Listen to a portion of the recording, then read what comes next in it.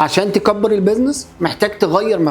مفهوم ان الحل هو ان انا اعمل فرانشايز، الحل ان انا اعمل فروع كتير مختلفه. في طرق كتير قوي تقدر تكبر بيها البيزنس، يا اما ان انت تزود الباسكت بتاع العميل، وده هيبقى عن طريق ان انت تزود الخدمات والمنتجات اللي انت بتقدمها، يا اما تزود طرق التسويق اللي انت بتستخدمها وما تبقاش مثلا اونلاين بس او اوفلاين بس او على بلاتفورم معينه، يا اما تزود شرائح العملاء اللي انت بتستهدفهم والفئات اللي انت بتستهدفها وتزود وتنوع الفئات اللي انت بتستهدفها، يا اما يكون عندك نقاط بيعيه مختلفه في اكتر من مكان واكتر من منطقه، يا اما تعين سيلز كتير جدا جدا جدا جدا. وده هيحصل لو انت عندك لويال كاستمر، وبالتالي يبقى اللويال كاستمرز دول هم اللي بيمثلوك وهم اللي بيجيبوا لك العملاء طول الوقت. طرق كتير مختلفه ان انت تكبر البيزنس، مش الحل بس هو الفرانشايز.